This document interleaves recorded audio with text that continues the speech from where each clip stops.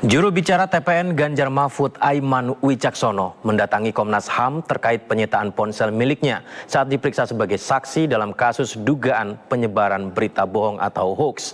Selain ke Komnas HAM, Aiman juga melaporkan penyidik Polda Metro Jaya yang menyita HP pribadi miliknya ke Divpropam Mabes Polri.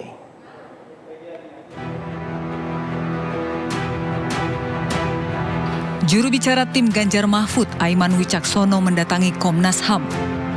Kedatangannya kali ini untuk mengadukan terkait penyitaan ponsel yang dilakukan Polda Metro Jaya dalam penanganan kasus dugaan penyebaran berita bohong atau hoax. Kami di sini mengadukan kepada Komnas HAM terkait dengan kasus yang menimpa saya dalam kaitan ada dugaan pelanggaran HAM dalam penanganan kasus saya. Pengaduan terkait hak asasi Aiman sebagai wartawan sesuai pasal 4 ayat 4 Undang-Undang Pers. Aiman yang pada saat menerima informasi dari narasumber masih berstatus sebagai wartawan. Sehingga sejak diterima informasi itu, Aiman dilindungi oleh hukum, yaitu memiliki hak untuk tidak memberikan bukti narasumber. Hak ingkar wartawan untuk melindungi narasumbernya. Karena persis di dalam handphone inilah terjadi percakapan antara Aiman dengan narasumbernya. Dan kelihatannya yang ingin dicari adalah narasumber itu. Sementara itu, Komisioner Komnas HAM Hari Kurniawan menyebutkan bahwa jurnalis adalah pembela HAM, sehingga kinerjanya dilindungi undang-undang. Komnas HAM juga akan berkoordinasi dengan Dewan Pers terkait kasus yang menimpa Aiman. Jurnalis itu kan semuanya pembela HAM tuh.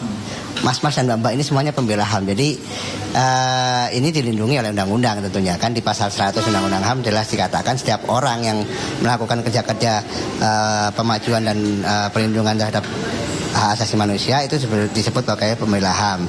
Nah, di Komnas HAM sendiri ada mekanisme pengaturan tentang terkait pembela HAM. Selain ke Komnas HAM, Aiman dan tim hukum TPN Ganjar Mahfud juga mendatangi gedung Divpropam Mabes Polri untuk melaporkan penyidik Polda Metro Jaya terkait penyitaan handphone pribadi miliknya saat pemeriksaan. Dan itu dilindungi oleh Undang-Undang Pers. Tentu kita berharap bahwa dalam penyelesaian ini semestinya dikedepankan penyelesaian berdasarkan Undang-Undang Pers. Nah, ini kita meminta Propam mengevaluasi itu, memeriksa itu, menginvestigasi itu. Wakil Direktur Eksekutif Deputi Hukum TPN Ganjar Mahfud, Vincentius Medrova menjelaskan, aduan ke Divpropam Mabes Polri untuk dapat mengevaluasi proses penyidikan yang terjadi di Polda Metro Jaya.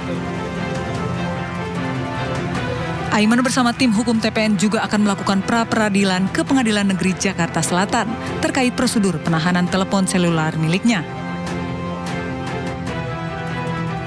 Sebelumnya, jubir TPN Ganjar Mahfud Aiman Wicaksono diperiksa terkait kasus dugaan aparat tidak netral dalam pemilu selama 12 jam di Polda Metro Jaya Jumat lalu.